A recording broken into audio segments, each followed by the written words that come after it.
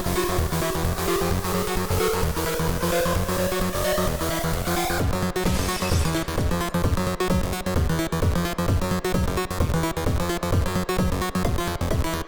and welcome to QuipScope, a show where we talk about a brand new game, a game that's coming out, or a game that's coming out very, very soon. My name is Ashton. And my name is Ben.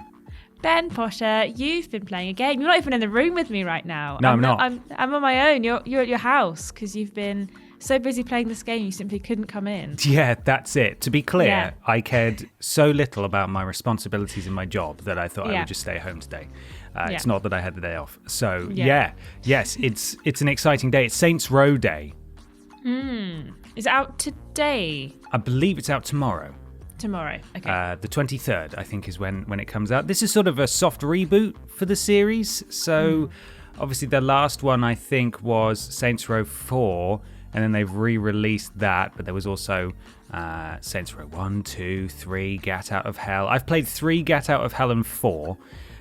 This is the same developer, Volition, but there's been a bit of pushback, I feel, in the online community, which is from shocking. Like fans and stuff. Yeah, which is shocking, I know, because on the internet, never. They're famously reasonable over its presentation and whether or not it would retain the silliness of those previous games. And I've played about 4 hours so far, and I've got to say, I'm really enjoying it. Yeah? Yeah, I think a lot of the concern may be, again, I can't even say this with any certainty because I haven't looked that far into the negativity because I just didn't really want to get it up in my headspace. I just wanted to enjoy this game. But it is in sort of a very different setting, than the previous games. 1 and 2 had their moments of levity, but they were, I feel like, more contenders for GTA. That's what they were going for. They were trying to take it to the king, so to speak. Whereas 3 and 4 threw all sense of normality out the window and they went really crazy. And they were in the same map, which I believe was Steelport, I think is the name of the map. It sounds familiar. Yeah, I think Steelport sounds familiar. Okay, so it was that sort of city environment. And this game is far more... It starts, basically, it's in Santo Ileso, or Ileso, I believe is how you pronounce it. And it's far more deserty and dusty. And there are city areas, there are lots of different districts, but largely you are in wide open spaces with lots of desert and stuff like that, which may have been cause for concern among players. But having pretty much just driven to wherever I want straight off the bat, there's quite a bit of variety in the world, and so that wasn't such a problem for me. But the premise here is that you play as the boss, obviously, as you normally do, and you've just started working for a sort of private military corporation, like you're a mercenary, basically, and your flatmates, your roommates, there are 3 of them, they all work for different local gangs because rent's expensive. Can they coexist, Ashton? Can they coexist? I don't know. Can they, Ben? I don't know, but they all, it's quite cute, actually, because they all have like the roommate agreement where if one of them is working for their gang and the other rival gang that one of the other roommates works for is planning an attack, they have to give each other a heads up beforehand so that they can prepare. So they're sort of a tight unit. You start off by creating your character. The character creator is quite in depth. I didn't have to use it because I used the Boss Factory demo that came out a couple of months ago, where you can make your own boss and upload them if you want. And fortunately, because I had the save data still on my PS5, it was just there immediately, just to select as a preset. So I was able to use sort of Big Bad Barbie Piss right off the bat. She was ready to go. Her clothing choices didn't carry over, but that sort of makes sense because I think you had pretty much access to almost or a large amount of clothing, and the whole point is that you buy them and unlock them in this game from shops and stuff. So it's definitely got that levity and stupidity still in there. There have been a couple of moments that have really made me smile, and I don't know if it's just me personally having not played an open world sandbox game for a while. In fact, I've just started Cyberpunk. I'm like 10 hours into Cyberpunk. But there's something about the presentation of this, it's sort of more cartoony nature, that I'm really enjoying. It's just really working for me. Even though there are lots of things on the map for you to do, I feel compelled to do them, which I haven't felt for a while, and I don't know if it's just because it kind of feels fun to play. It's not gritty. It's not trying to be realistic. You press the drift button in your car and you go flying around corners. Like, you're not just turning at a right angle. You're actually you can hold X and just drive in the biggest arc you could possibly imagine, but sideways. It's really, it takes some getting used to. And that extends to the gunplay and the combat as well, actually, because I did, and this is going to make me sound like a granddad, I did have to turn down the camera sensitivity because it just felt way too high. I don't know. I would imagine there's going to be a day one patch. I'm certain of that. But the version I'm playing, it has some bugs.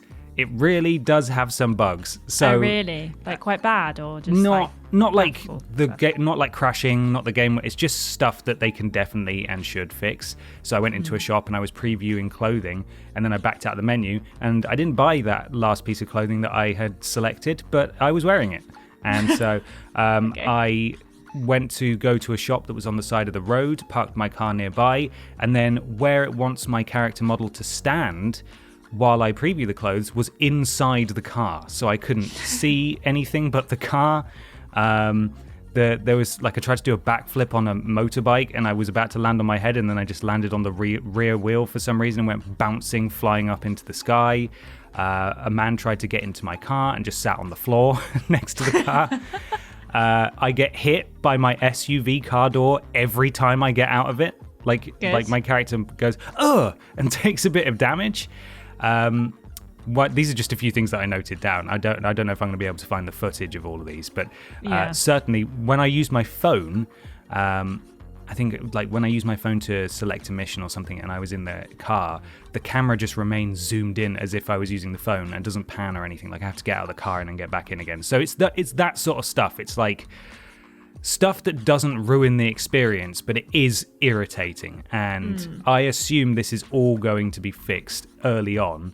And that stuff still hasn't really hampered my enjoyment about it, which is good. You know, they've done the Saints Row thing where you choose a different voice. They've got loads of different voices available, and it's fully voiced in that way. I chose the English lady voice, and they have changed the dialect up as well. So there's a lot of bugger and wanker and all that kind of stuff. So that's good. I like that.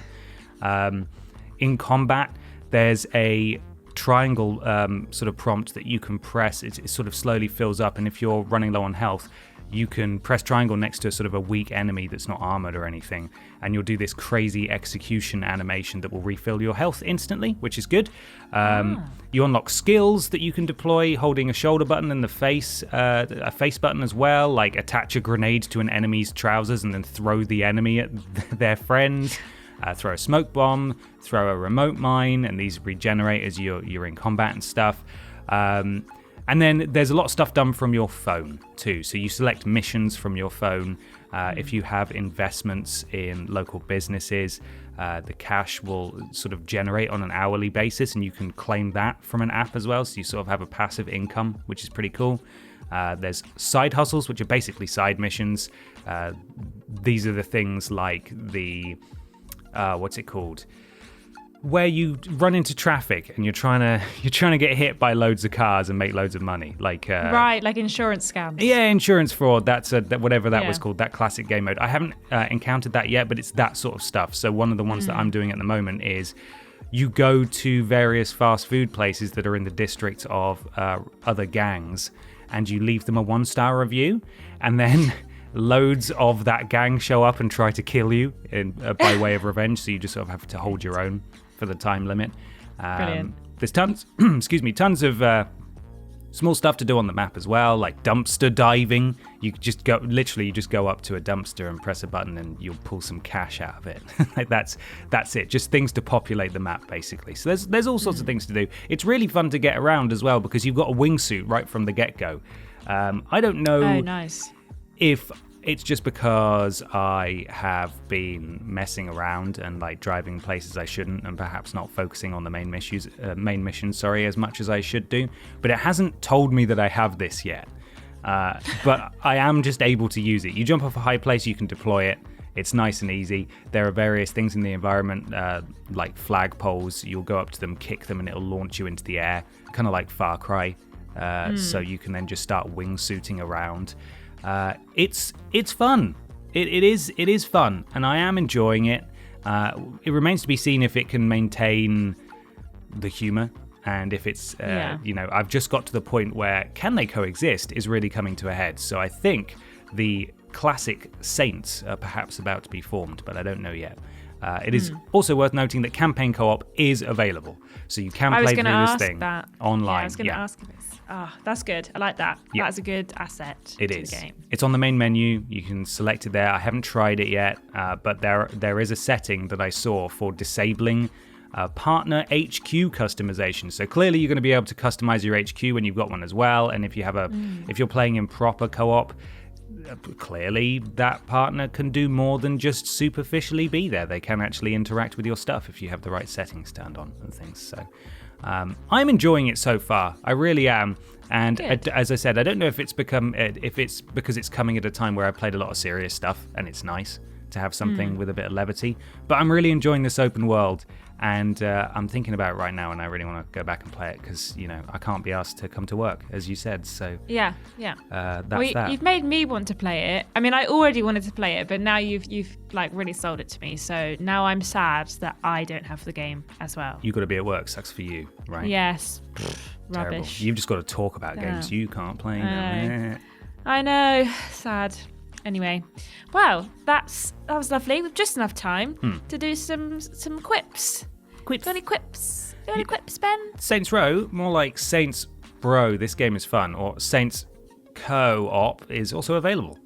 I was going to do co-op, but you did it. Sorry. It's okay. You did too, and now I have got to think of another one. It's not fair, is it? Saints Row, more like Saints Blow Me. This is good. Oh. Wow. Okay. So crude. We're just so crude. I'm so sorry. I'm just getting in the mood for Saints Row. Yeah, that's fine. No, that's understandable. Yeah. That's good. All right. Well, we'll go now. We'll catch you guys in a bit. Thanks. Love you. Bye.